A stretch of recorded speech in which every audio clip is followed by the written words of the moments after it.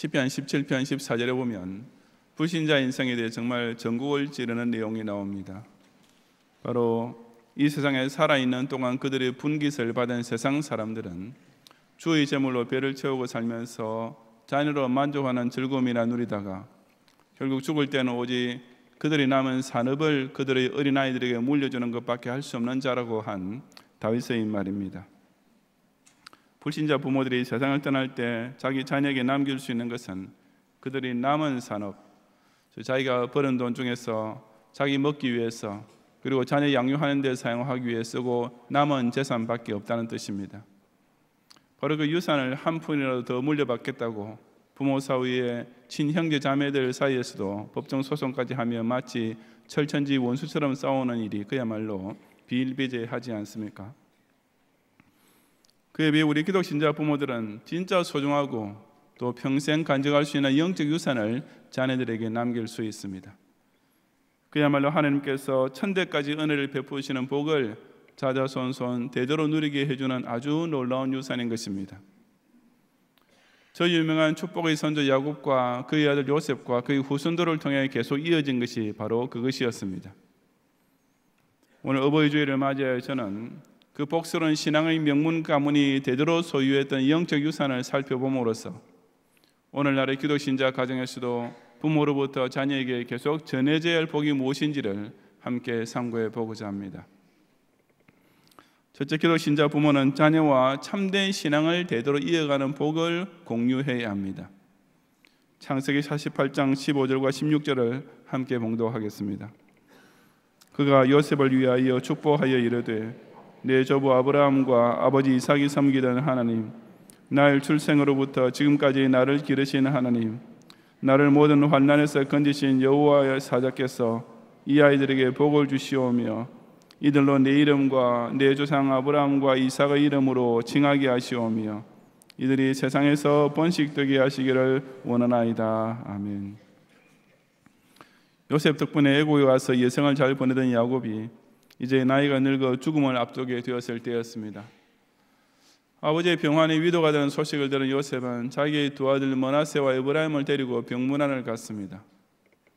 2절에 보면 요셉과 요셉의 아들들, 즉 자기 손절이 왔다는 소식을 들은 야곱은 힘을 내어 침상에 앉았다고 했습니다. 야곱은 요셉과 그의 아들들을 위해 마지막으로 온 힘을 다해 축복해 주려 했던 것입니다.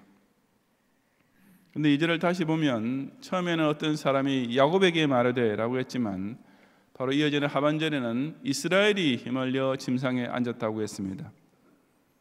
이 이스라엘이라는 이름은 야곱이 야복 나루에서 천사와 씨름한 후에 축복을 받으며 얻었던 새 이름입니다.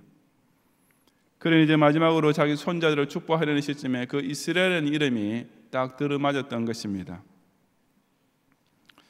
야곱의 손자들 즉 므낫세와 에브라임을 축복해주는 장면이 바로 오늘 읽은 본문에서부터 시작되는데 그 내용이 참으로 범상치 않습니다.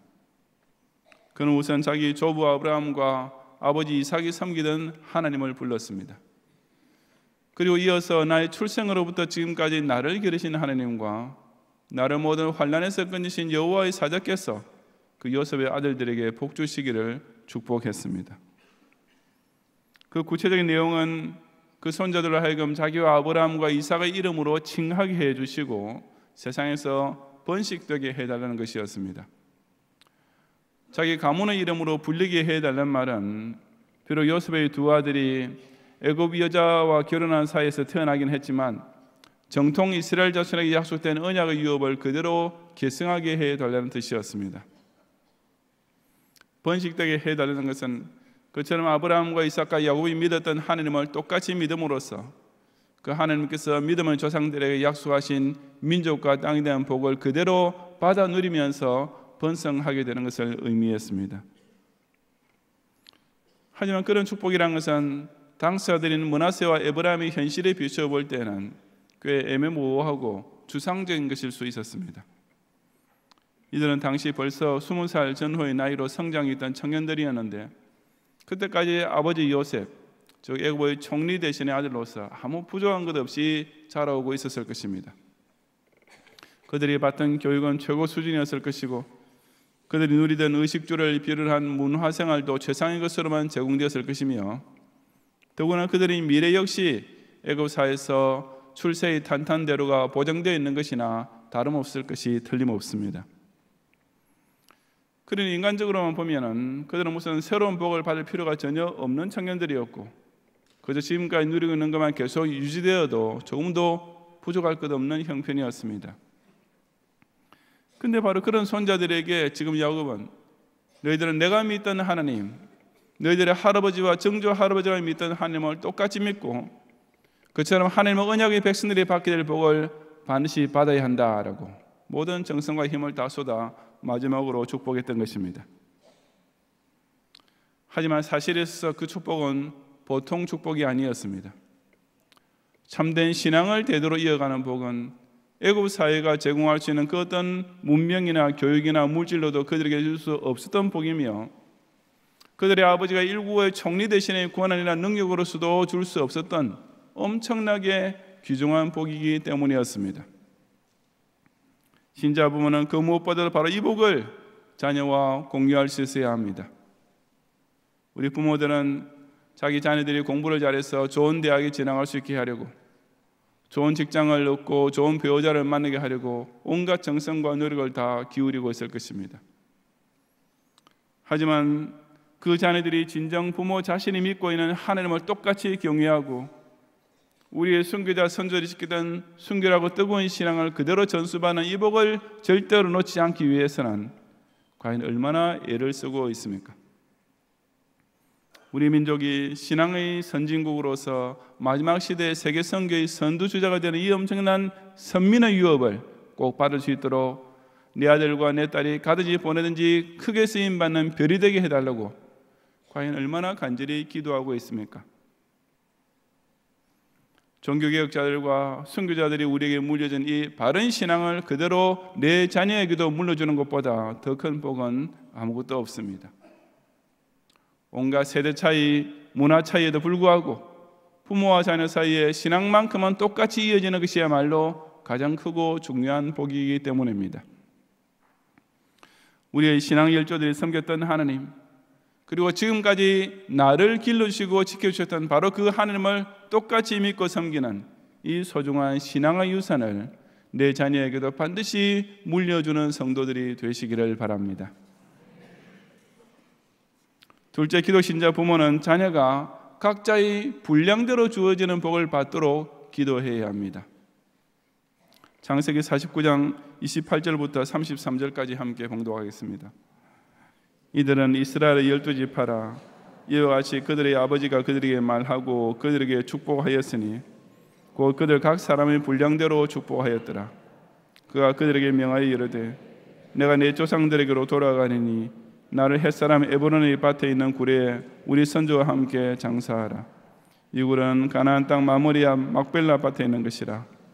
아브라함이 햇사람 에브론에게서 밭과 함께 사서 그의 매장지를 삼았으므로 아브라함과 그의 아내 사라가 거기 장사되었고 이삭과 그의 아내 리브가도 거기 장사되었으며 나도 레아를 그곳에 장사하였노라. 이 밭과 거기 있는 굴은 햇사람에게서 산 것이니라. 야곱이 아들에게 명하기를 마치고 그 발을 침상에 모으고 숨을 거두니 그의 백성에게로 돌아갔더라. 아멘. 이 본문 49장은 야곱이 죽기 직전에 자기 12 아들들에게 마지막으로 축복하는 내용입니다. 28절이 그 결론에 해당되는 부분으로서 그들에게 축복하였으니 축복하였더라 라고 축복이라는 단어가 2번이나 나와 있습니다. 하지만 본문의 내용을 엄밀히 살펴보면 그 12 아들들이 모두 다 축복을 받은 것은 아니었습니다. 물론 유다나 요셉 같은 아들들에게 남긴 말은 그야말로 축복으로만 가득 채워져 있지만 다른 아들들의 경우를 보면 어떤 때는 그의 저주에 가까운 말까지 있습니다. 그는 가족의 전체적으로 보면 축복이라기보다 오히려 예언이라고 할 만한 내용으로 채워져 있는 것입니다. 예를 들어 르우벤은 원래는 장자였지만 자기의 서모와 동침함으로써 장자권을 상실하게 되는데 야곱은 르우벤에게 바로 그 죄를 지적하는 말만 남기고 있습니다. 시몬과 레위의 경우를 보면 이들이 누이 디나가 강간을 당했을 때 그에 대한 복수로 세겜 사람들을 살해한 사건이 있었는데 야곱은 지금 임종을 앞둔 마지막 순간까지 왔어도 그 일을 두고 이 두 아들에 대한 분노를 조금도 감추지 않고 있음을 보게 됩니다. 이런 식으로 12아들들에 대한 다양한 마지막 유언들이 남겨지는데 제일 마지막 베냐민의 경우도 마찬가지입니다. 27절에 보면 베냐민은 물어뜯는 일이라 아침에는 빼앗은 것을 먹고 저녁에는 움킨 것을 나누리로다 라고 했습니다. 베냐민 역시 요셉 다음으로 야곱이 애지중지한 아들이었지만 이 마지막 유언에 와서는 베냐민의 호전적인 성격을 언급할 뿐 다른 아무 축복이라 할 만한 말은 남기지 않고 있는 것입니다. 그래서 해석자 중에는 이 49장에 기록된 야곱의 마지막 말을 12아들들에 대한 축복이 아니라 12아들들에 대한 예언이라고 제목을 붙이기도 합니다. 분명히 내용을 볼 때는 축복이라기보다는 예언이라 하는 편이 더 적절할지 모릅니다. 하지만 오늘 읽은 28절 그 야곱의 마지막 말을 총정리하는 결론에서는 분명히 예언이라 하지 않고 이와 같이 그들의 아버지가 그들에게 말하고 그들에게 축복하였다라고 선언하고 있는 것입니다. 왜냐하면 지금 야곱이 이스라엘의 12지파의 조상들이 될 그 12아들들에게 남기는 말은 그냥 세속적인 관점에서 볼 때는 축복같이 보이지 않는 내용도 많이 있지만 보다 차원 높은 영적 의미에서 볼 때는 역시 축복이었기 때문입니다. 저 야곱의 축복은 무조건 잘 되어라, 무조건 부자 되고 건강하고 장수하고 아들 딸 많이 낳고 잘 살아라는 식의 유치한 기복이 아니었습니다.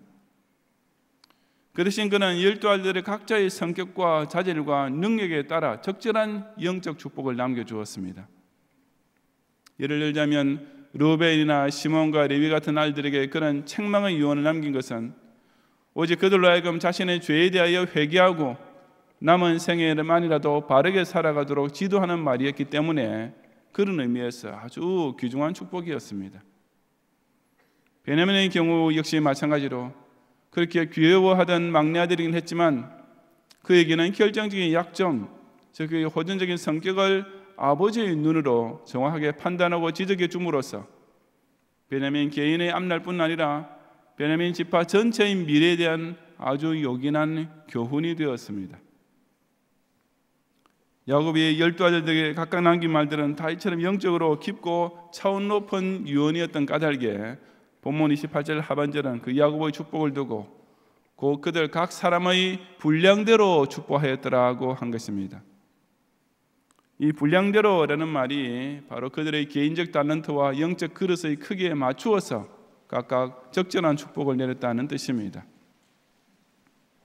신자라면서도 불신자들이 물 한 그릇 떠놓고 손을 싹싹 비비면서 빌듯이 자기 자녀의 병이 낫게 해주고 돈 잘 벌게 해주고 악기가 떠나게 해달라는 식의 유치하고도 천편일률적인 기도를 하나님께 올렸어야 하겠습니까? 우리 역시 자기 자녀의 분량대로 하나님께서 복 주시기를 위해 기도할 줄 알아야 합니다. 왜냐하면 우리 자녀들이 교회를 중심으로 신앙교육을 받으며 성장하고 있다는 사실은 공통적이지만 그 외 개인적으로는 차이가 많기 때문입니다.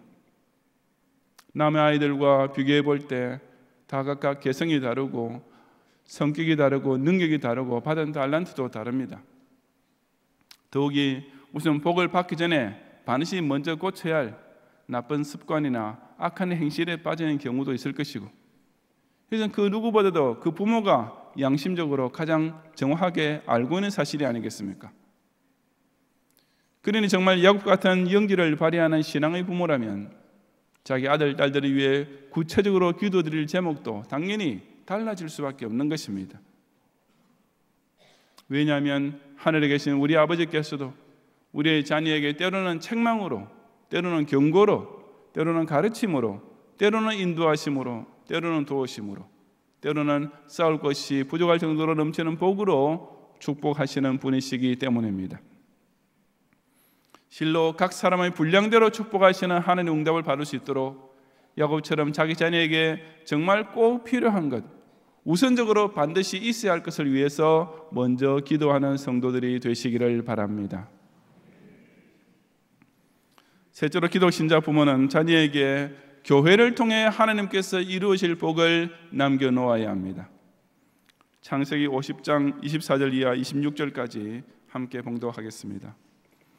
요셉이 그의 형제들에게 이르되 나는 죽을 것이나 하나님이 당신들을 돌보시고 당신들을 이 땅에서 인도하여 내사 아브라함과 이삭과 야곱에게 맹세하신 땅에 이르게 하시리라 하고, 요셉이 또 이스라엘 자손에게 맹세시켜 이르기를 하나님이 반드시 당신들을 돌보시리니 당신들은 여기서 내 해골을 메고 올라가겠다 하라 하였더라. 요셉이 110세의 죽음에 그들이 그의 몸에 향재료를 넣고 애굽에서 입관하였더라. 아멘. 이 창세기 마지막 장 2절 이하에서는 야곱이 죽고 난 후에 요셉이 그 아버지의 장례식을 얼마나 성대하게 치르는지를 기록하고 있습니다. 여기 나오는 절차 중에서 야곱의 시신을 향으로 처리하겠다는 것은 고대 애굽에서 유명한 미라를 만드는 과정입니다. 미라를 만드는 데 걸리는 기간은 그 죽은 사람의 신분 고하에 따라 천차만별이었는데 야곱의 경우 40일이나 걸렸다는 것은 애굽 총리 대신에 아버지라는 신분이 애굽 사회에서도 그만큼 존중받았음을 보여줍니다. 하지만 그처럼 시신을 향으로 처리하는 기간을 비롯하여 장장 70일 장으로 치러진 애도의 기간이 끝난 후에 요셉은 자기 아버지 시신을 애굽 땅에 묻지 않고 앞서 창세기 49장 29절 이하에서 우리가 보았던 대로 야곱이 마지막 유언을 부탁한 말을 따라 멀리 가나안 땅 마므리 앞 막벨라 밭에 있는 구레 장사를 지냈습니다. 이것은 바로 아브라함이 해 족속으로부터 사서 자기 가족의 소유 매장지로 만들어두던 곳으로서 장차 아브라함의 후손들이 그 가나안 땅 전체를 차지하게 될 것이라 하신 하나님의 약속에 대한 믿음의 상징이기도 했습니다. 비록 흉년을 피해 애굽으로 온 가족이 내려오긴 했지만 결국 애굽은 그들의 영주지가 될 수 없으며 언젠가는 반드시 가나안으로 돌아가야 한다는 사실을 야곱은 그처럼 자신의 장제를 통해서 자식들에게 분명히 각인시켜 주었던 것입니다. 그리고 요셉은 그런 아버지 야곱의 뜻을 잘 이해했을 뿐 아니라 자신의 사후에도 그 가나안 땅에 대한 비전이 애굽 땅에 살고 있는 그의 후손들에게 계속 전달될 수 있도록 만들었습니다. 바로 24절에서 요셉이 나는 죽을 것이나 하나님이 당신들을 돌보시고 당신들을 이 땅에서 인도하여 내사 아브라함과 이삭과 야곱에게 맹세하신 땅에 이르게 하시리라고 자기 가족들에게 남긴 말입니다. 자기는 비록 죽지만 하나님께서 장차 이스라엘 백성을 반드시 가나안으로 다시 돌아오게 해줄 것과 그때까지 그들을 돌보아줄 것이라는 비전을 자기 후손에게 유산으로 남겨주었던 것입니다. 그러면서 요셉은 이스라엘의 다음 세대들로 하여금 이 비전을 늘 가슴에 새기도록 하기 위해서 좀 특이한 방법을 썼습니다. 바로 25절에 기록된 대로 하나님이 반드시 당신들을 돌보시리니 당신들은 여기서 내 해골을 메고 올라가겠다 하라 하고 이스라엘 자손에게 맹세를 시켰던 것입니다. 그래서 야곱이 했던 유언과는 좀 달랐습니다. 야곱은 자기 시체를 가나안 땅 막벨라 굴에 장사해 달라고 유언했지만 요셉은 지금 당장이 아니라 언젠가 하나님께서 이스라엘 백성을 가나안 땅으로 돌아가게 해주시면 바로 그때 자기 해골도 같이 가나안 땅으로 옮겨가서 거기 장사 지내달라고 한 것입니다. 요셉이 왜 자기 시신도 아버지 야곱처럼 즉시 가나안 땅에 묻어달라고 하지 않고 그렇게 부탁했던 것이겠습니까? 그것은 자기 후손으로 하여금 가나안 땅에 대한 미래의 비전을 결코 잊어버리지 않게 하려는 의도 때문이었습니다. 만약 요셉의 시신도 지금 즉시 가나안 땅에 올라가서 장사를 지내버리면 몇 세대 지나지 못해서 그 모든 것이 다 잊히기 십상일 것입니다. 하지만 자기의 유고를 계속 애굽에 남겨놓으면 이스라엘의 후손들은 그것을 볼 때마다 절로 가나안 땅에 대한 하나님의 약속을 상기하지 않을 수 없을 것이었습니다. 그리고 이처럼 요셉이 의도했던 바는 그대로 관철되어서 나중에 무려 400년이나 지난 후에도 이스라엘 백성이 출애굽하게 됐을 때 그들은 바로 이 요셉의 해골을 메고 가나안을 향해 출발하게 되었던 것입니다. 이처럼 요셉은 자기 후손에게 이스라엘 민족에 대한 하나님의 약속을 소망하게 해주고 그 비전을 이룰 때까지 오직 하나님께 모든 것을 의탁하게 하는 참으로 놀라운 유산을 남겼습니다. 바로 그런 위대한 신앙의 비전 덕분에 처음에는 겨우 70여 명에 불과했던 야곱의 가족이 끝내는 200만 명이나 되는 큰 신앙 공동체를 이루면서 가나안 땅을 차지하는 엄청난 복을 누리게 되었던 것입니다. 그렇다면 오늘날 우리 경양의 부모들 역시 우리 후손들에게 바로 이런 원대한 비전을 남겨주면서 그들의 미래를 전적으로 하나님께 맡겨야 하지 않겠습니까? 우리가 희년맞이 5대 실천 목표를 완성할 때까지 하나님께서 우리 교회와 성도들도 돌보아 주실 것이라는 믿음은 반드시 이루어지고야 말 것입니다. 우리가 조국 전도와 세계 선교를 통해 30만 예배자를 모을 미래를 바라보며 이 원대한 비전을 경양의 2세대들에게도 일깨워주는 것 또한 결국에 가서는 하나님께서 계획하신 때가 찼을 때 반드시 성취되고 말 것입니다. 지금은 온갖 사랑을 다 쏟으면서 보살펴주고 온갖 정성을 다 기울여 키우고 있지만 결국 언젠가는 부모가 먼저 이 세상을 떠날 수밖에 없습니다. 하지만 그때 그저 약간의 유산밖에 남겨두지 못하는 불신자 부모들과는 달리 우리 신앙의 부모들은 정말 엄청난 유산을 남겨줄 수 있습니다. 바로 내 자녀들로 하여금 교회 공동체를 주신 하나님의 언약을 붙잡고 나아가게 하면서 그들의 미래를 온통 전능하신 하나님께 다 안심하고 맡기는 것입니다. 나는 죽을 것이나 하나님이 당신들을 돌보시리니 라는 요셉의 유언이 끝내 이스라엘의 가나안 정복을 통해 성취된 것처럼 자녀로 하여금 교회를 통해 성취될 위대한 비전을 바라보며 살게 함으로써 우리 부모 시대보다 갑절의 복을 누리게 만드는 성도들이 되시기를 바랍니다. 성도 여러분, 뼈대 있는 가문이라는 표현을 흔히 씁니다. 아주 소중한 전통이나 명예 등이 대대로 전수되어 오는 집안을 가리키는 말입니다. 사람의 몸을 뼈대가 중심에서 바치고 있듯이 그런 자랑스러운 유산이 자자손손 계속 이어지는 가문은 정말 스스로도 뿌듯하고 주위에서도 절로 우러러 보게 될 수밖에 없습니다. 우리 기독 신자들이 그처럼 뼈대 있는 가문을 세울 수 있는 길은 무엇이겠습니까? 두말할 필요 없이 바른 신앙의 유업을 부모가 아들, 딸, 손자, 손녀대에 계속 물려주는 것입니다. 제가 이름이 기억나지 않아서 아쉽지만 옛날 어느 목사님에 대한 이런 유명한 일화가 있습니다.